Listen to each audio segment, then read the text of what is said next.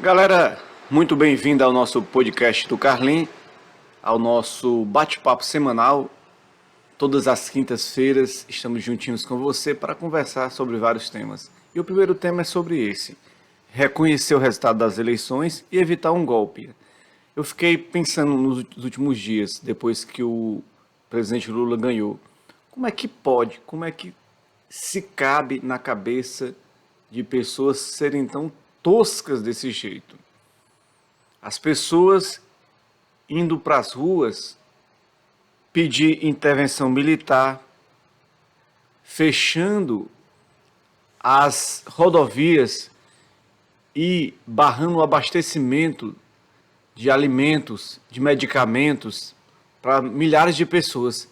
Atos antidemocráticos. Eles falavam tanto em democracia, criticavam tanto a censura que existia do sistema contra eles, contra as suas falas, e eles têm direito a isso. Fazer símbolo nazista, meu irmão, que vergonha, né? Que vergonha alheia, né? O Lula teve, ó, só para você ter uma ideia, pessoal, o Lula teve 60 milhões de votos. No Sudeste, ele teve 22 milhões e 713 mil votos, foi a região que ele teve mais voto. O Nordeste teve 22 milhões e 534 mil votos, mais ou menos 200 mil votos a menos que o Sudeste. Então, Sudeste e Nordeste foram as regiões que praticamente elegeram o presidente Lula, né? 6 milhões no Sul, 4 milhões no Norte, 3 milhões e 900 mil no Centro-Oeste e 152 mil votos no exterior. Então, pessoal, o bloqueio das estradas é crime. A gente viu no meio disso tudo policiais rodoviários federais e alguns policiais militares compactuando com isso. Quer dizer, um dia antes, no dia das eleições, a Polícia Rodoviária Federal, praticamente no Nordeste, estava impedindo o povo de votar, fazendo revistas até contra pneu seco. Eles estavam fazendo revista para saber se os carros estavam em ordem. Depois que as eleições se concretizaram a favor do Lula, o que é que eles fizeram? No dia posterior, eles foram e fizeram vista grossa a todas essas manifestações aí. Não é nem manifestação, esses bloqueios, que manifestação é um direito de todos, a Constituição prevê. Não manifestação pedindo a volta da ditadura militar, intervenção militar, nem fazendo um símbolo nazista, mas manifestação normal. Podem ocupar as ruas. Agora não podem bloquear as estradas e fazer com que o país se desabasteça e aumente a crise financeira no país, né, galera? Vamos ser sinceros, vamos ser honestos. Isso é absurdo o que está acontecendo, né, galera?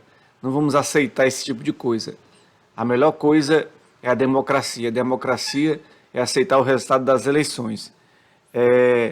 O Bolsonaro, ele demorou mais de 40 horas para se manifestar. E o silêncio dele era uma ordem praticamente para que as pessoas pudessem fazer algo. Então, um absurdo o que ele fez, o que os seus apoiadores fizeram. Ele se manifestou ontem já pedindo para as pessoas desbloquear as ruas. Dizem aí, que eu não posso provar, né, que eu não vou lançar um fake news aí. Dizem que o encontro dele com os ministros do STF era pedindo para não ser investigado, nem ele, nem os familiares dele, nem ser perseguido após as eleições. Que ele mandava desbloquear as ruas e mandava a vida voltar ao normal. Por que isso? Porque existe uma lista aí de crimes que estão sendo investigados contra o Bolsonaro. Não só crimes financeiros, mas aqueles crimes da pandemia, né?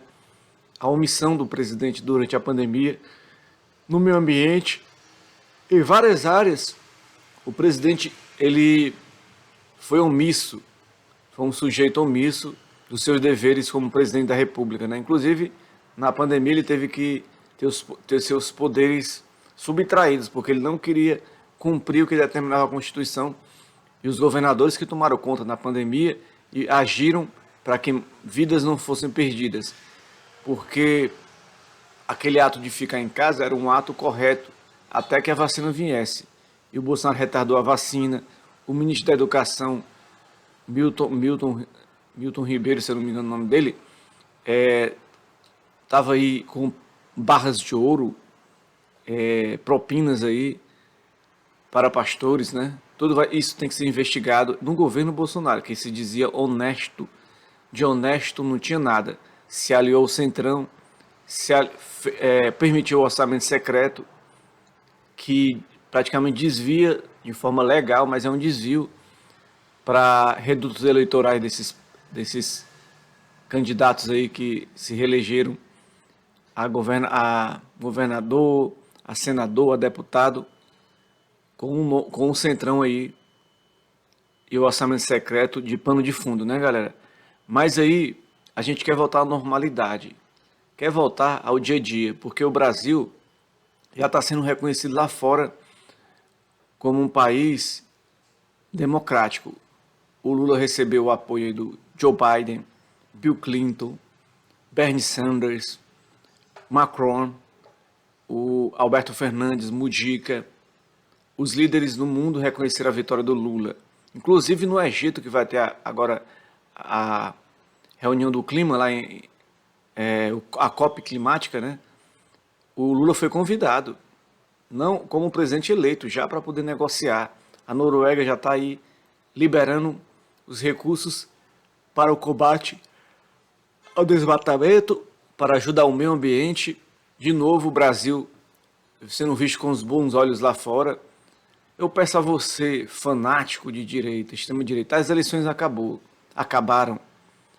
Deixe o Brasil se reerguer, deixe o Brasil voltar aos trilhos, a andar como merece. O Brasil merece andar. E você fazendo esse tipo de situação, fazendo esse tipo de arruaça, você está prejudicando não só você, a sua família, os seus negócios. Aceita, deixa de chorar, aceita que dói menos. Chora não, bebê.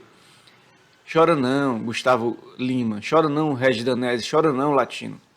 Respeita a democracia, Zezé de Camargo. Respeita Leonardo, né? Chororó. Respeita que dói menos. Está na hora de já ir embora, como dizia a música Sucesso número 1 no Spotify.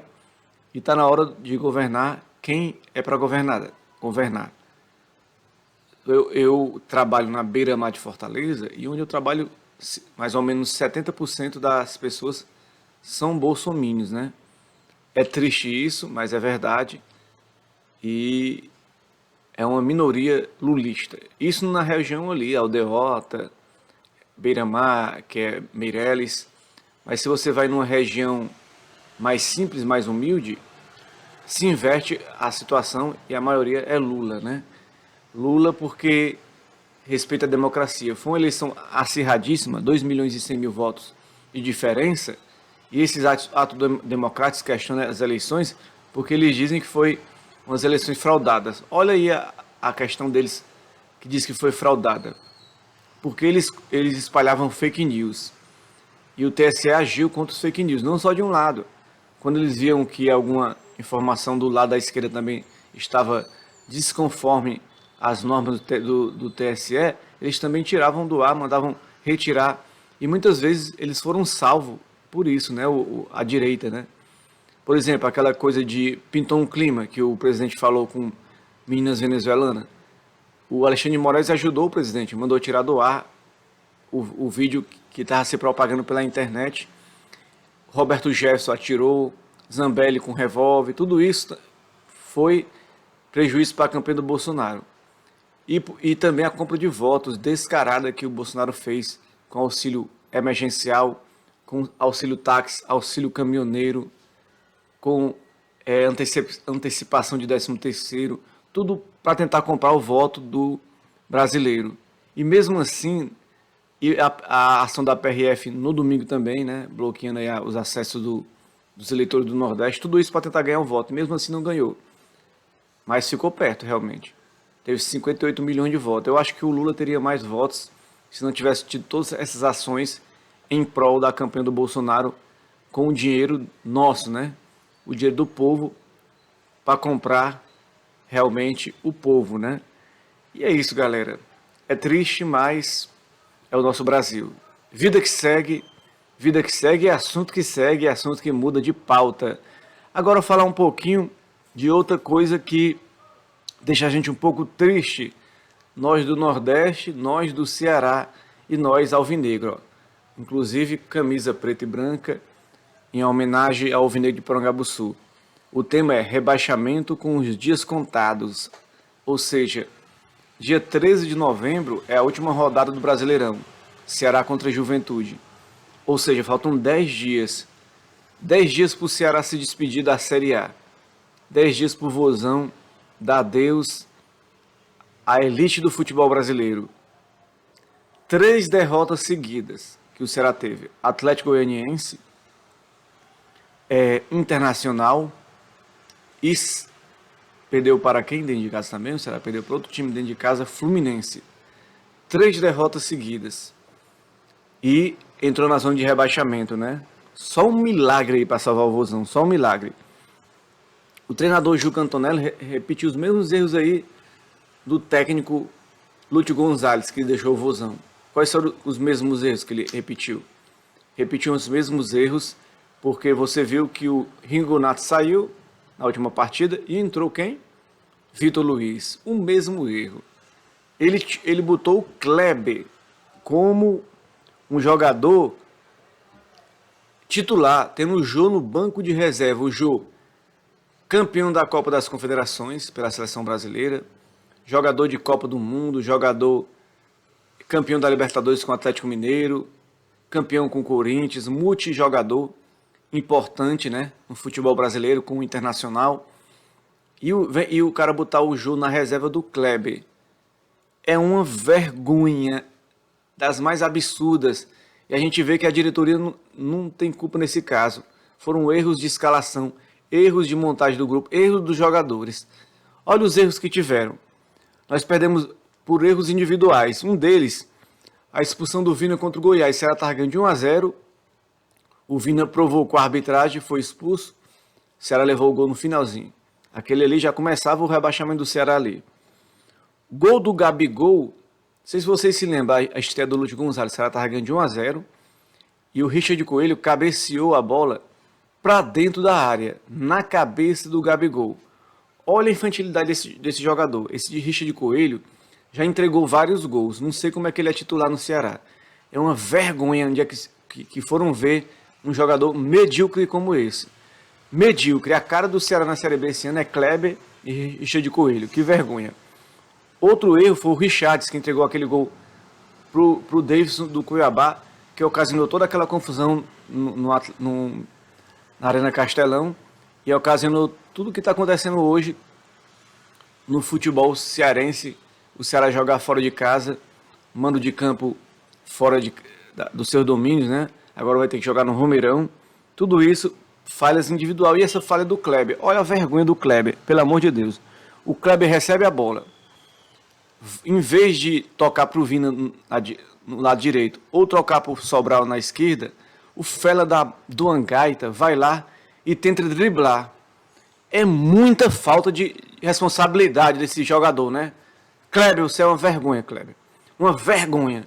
Aí o que ele fez? Tenta driblar, perde a bola, vai atrás do atacante, faz a falta e leva vermelho, prejudicando o Vozão. O jogo estava 0-0, Kleber. Você é uma vergonha, Kleber. Pede para sair para o Ceará tem que prestar para um time aí da Série D. Volta pro Barbalha. O cara teve todas as chances, cara. Teve todas as chances. Possíveis e impossíveis. E o cara faz uma barbaridade dessa, cara. Toca a bola pro Vina, toca a bola pro Sobral para esses caras finalizarem. Joga a responsabilidade para eles. Se eles perderem, era deles a responsabilidade. Agora você faz uma marmelada dessa, fela da mãe. Faz uma marmelada dessa prejudicando o futebol do Ceará. Vamos cair por sua causa. E aí? O prejuízo que a gente vai ficar no nosso campeonato? 2023 na Série B. 2023. Vai ter até agora um fora Robson de Castro no domingo. Que eu não sei se é a solução. Porque apesar de todas as barbaridades também que o Robson Castro fez, as omissões, ele também teve uma série de azares nessa Série A. Porque ele trouxe o Dorival. O Dorival saiu, foi para o Flamengo para fazer história no Flamengo. Campeão da Copa do Brasil e campeão da Libertadores. E o Ceará depois tentou Luxemburgo, tentou Abel Braga, tentou vários nomes. E o que aconteceu? Nenhum quis vir. E o Ceará trouxe o Lúcio Gonzalez. Quer dizer, deu ao Lúcio Gonzalez a oportunidade de estrear como treinador. Porque o Lúcio Gonzalez era um ex-jogador. Não posso culpar o cara, porque o cara não entendia de futebol, porque o cara estava estreando, né? Era um estagiário. Mas culpa a diretoria aí por esse erro. Por que não deixou o Júlio Antonelli logo naquela primeira oportunidade que ele estava, né? Talvez tivesse acertado o time, né, galera? Mas aí, não. O Robson Castro vai atrás de um estagiário. E o Ceará tá aí. Um ano de vergonha. O nosso rival levou de 4 do Palmeiras ontem. Ninguém pode nem gozar. Olha ao ponto que nós estamos. O rival levou de 4 do Palmeiras. O Palmeiras foi campeão em cima deles. O Palmeiras recebeu o seu 11º título do Brasileirão, 15º título nacional. O maior campeão de títulos nacionais é o Palmeiras. É o maior vencedor em termos nacionais é o Palmeiras. Ganhou, mas aí, podemos comemorar a vitória do Palmeiras sobre o Fortaleza? Não. Porque o Ceará pode ser rebaixado nessa última rodada. Por quê? Vamos explicar. Vamos lá. O Ceará pega o time do Corinthians lá no Itaquera no sábado. Vamos supor que ele ganhe essa partida. Ele igualaria o Cuiabá e ficaria com 37, igual o Cuiabá, que é o primeiro fora da zona de rebaixamento. Certo? E o Cuiabá pega se não me engano, pega o Palmeiras na próxima rodada. Pega o Palmeiras. Vamos lá. Cuiabá pega o Palmeiras campeão, vai botar um time reserva. O Cuiabá perde. Aí o Ceará ficaria vivo, mas ficaria fora da zona. E o Curitiba, se eu não me engano, pega o Flamengo. O Flamengo, vamos supor que o Flamengo ganhe, né? Então o Ceará ficaria, se fosse uma rodada perfeita, ele sairia da rodada um ponto atrás do Curitiba. Se fosse uma rodada perfeita. Mas a lógica é o seguinte, a lógica é o Ceará perder para o time do Corinthians, né?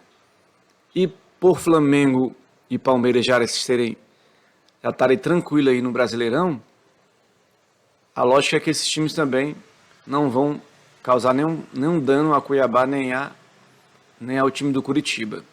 Se bem que o Corinthians também já garantiu a vaga na Libertadores na fase de grupo, né? Então não tem muito trabalho também para o time do Corinthians, né? Então ele vai ficar sossegado contra o Ceará. Mas aí o Ceará não depende mais de si. Mas se ganhar ainda fica vivo, né? Mas pode ser rebaixado, como eu digo, se o Cuiabá e o Curitiba ganhar e eles perderem, e o Ceará perder para o Corinthians. Mas aí se o Ceará ganha, ele adia um pouco mais a queda, mas o sofrimento fica aí nas costas do Vozão, porque o Vozão, apesar de pegar Avaí e pegar o time do... Pega Avaí, o Ceará, e pega o Juventude. Aí vamos supor que ganha as 3.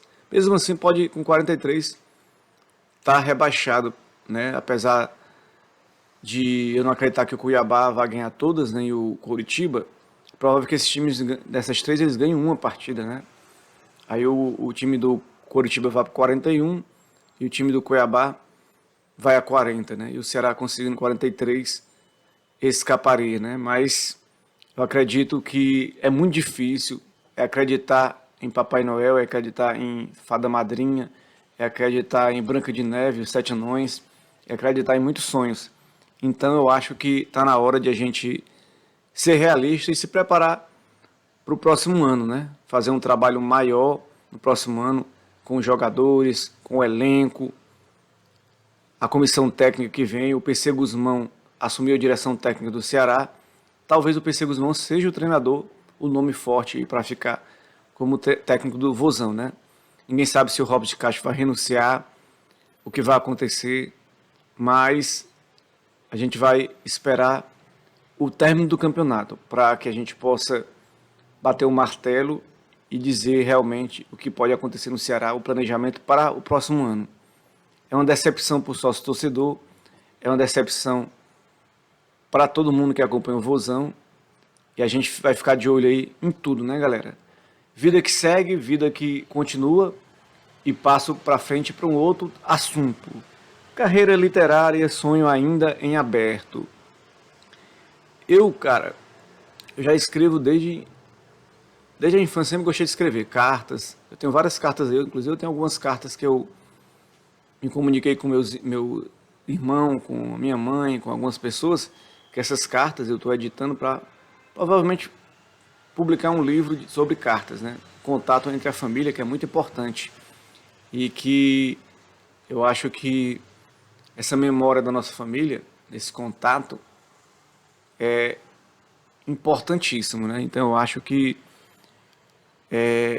isso mexe comigo, escrever desde criança. Eu sempre fui um cara mais tímido, mais caladinho na escola, em todos os lugares, na igreja, no trabalho, mas aí eu sempre fui calado, sempre fui tímido e a válvula de escape minha era escrever.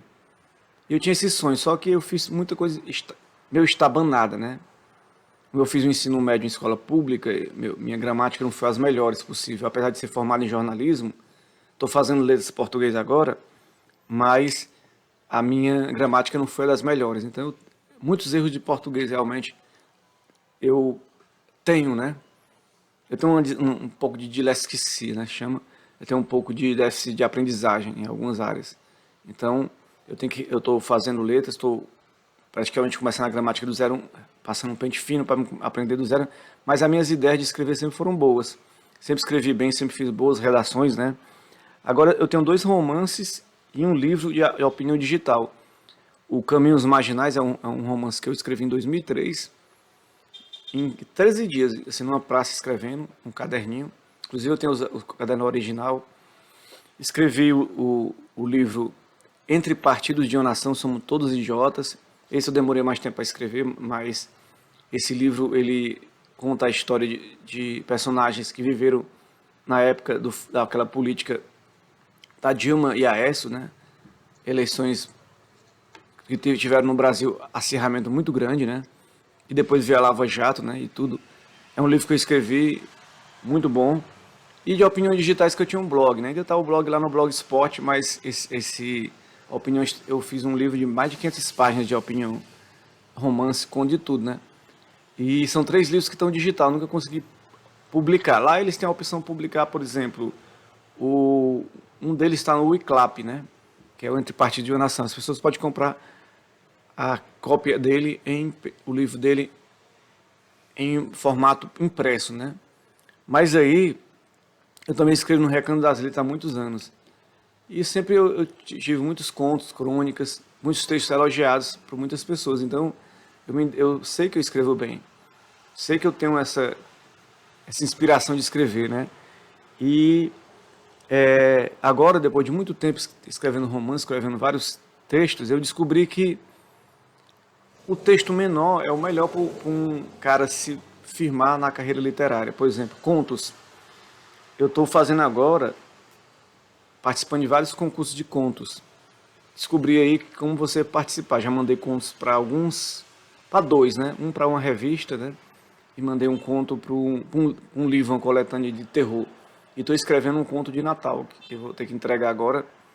Todos esses materiais, eu estou começando a ver que, antes de publicar um romance, um livro denso, no impresso, eu poderia começar aí com esses pequenos textos, contos, participando de coletâneas, que aí eu vou estar participando de forma impressa em algum material e vou estar publicado. Talvez, quem sabe, numa Bienal, meus textos estejam aí. Então é uma forma de crescer, de chegar. E para chegar nesses objetivos, você tem que olhar firme para frente e acreditar, né? Para mim, escrever é uma libertação de espírito. Toda vez que eu estou tenso, eu estou para baixo, eu estou triste, eu estou depressivo, eu estou angustiado, eu começo a escrever eu liberto de dentro de mim uma força, uma energia muito grande, por meio de palavras. E às vezes para me escrever até melhor do que falar. Passei uns anos aí com o negócio de podcast, de futebol, tentando narrar, fazendo reportagens, fazia até muito bem algumas coisas, né? Fui até elogiado por algumas pessoas, mas não consegui me manter financeiramente e nem me estabelecer financeiramente. O que aconteceu então? Eu resolvi voltar para minhas origens, né? Já que eu estou fazendo uma universidade aí, um curso de letras português e inglês, vendo linguística, vendo toda essa parte de gramática, eu estou juntando o útil ao agradável, que é voltando às minhas origens, escrever. É uma forma de chegar mais no coração das pessoas e de repente tocar mais pessoas, de repente chegar mais longe, quem sabe me firmar economicamente nessa área. Claro, eu sei que estou querendo fazer umas oficinas de conto, fazer uma oficina de escrita criativa, tudo isso eu tenho que fazer para poder me destacar na escrita e melhorar o meu formato de escrever. Existem umas técnicas, né, que pode melhorar, pode dar um up na minha escrita. É uma técnica que pode ser importantíssima. Eu mandei, por exemplo, um conto agora para uma revista, e esse conto eu fui lê-lo esses dias e vi que é bastante interessante esse conto. Eu fiz pesquisas, né, para poder produzir esse conto. Fui pesquisar a história, porque tem ficção e tem alguns elementos reais. Eu descobri que a gente tem que pesquisar certas coisas para a gente poder fazer uma visão do cenário melhor, né? As pessoas não estão por dentro do que a gente está escrevendo se a gente não coloca o cenário, não coloca os personagens, não descreve as coisas bem para a galera entender, né? Então eu acho que é isso, né, galera? É isso, é um sonho que se realiza dentro de mim, é um desejo, é uma vontade de escrever, de ser publicado. Se essas minhas 3 obras que eu tenho digital nunca serem publicadas, eu vou publicar outras que podem ser interessantes, né? Então eu vou publicar outras. Eu acho que é importantíssimo você ficar de olho nessas coisas que estão aí sendo colocadas pelos editais de literatura, né? Eu acho que se a gente ficar de olho, vai surgir editais. Eu sempre fiquei de olho em editais de romances e grandes histórias, mas nunca me ative que os contos é uma porta de entrada para grandes histórias. As poesias também, né? Eu escrevo poesia, né? Já tentei entrar em alguns editais de poesias, não fui premiado, mas eu acho que o de conto é um momento, que o conto é uma coletânea. A poesia você vai ganhar uma premiação, primeiro, segundo, terceiro lugar. O conto não, você parte de uma coletânea de 10 escritores de um livro, 15, 20. Então, a gente tem que ficar de olho nessa, olhar para essa história, né? A gente pode construir nossa história devagarzinho, porque esse é meu sonho, é ser lido bastante pelas pessoas, que as pessoas leiam e se emocionem com a minha escrita. Eu vou melhorando cada vez mais, é só não parar de escrever. Como eu passei 3, 4 anos em podcasts, fazendo vídeos e tudo, e aperfeiçoei isso, está na hora também de dedicar a escrever. Eu sei que é um grande caminho, é um grande passo. Não tenho o que perder, só tenho o que ganhar com isso. E estou seguindo esse caminho e quero contar com o apoio de vocês, né, galera?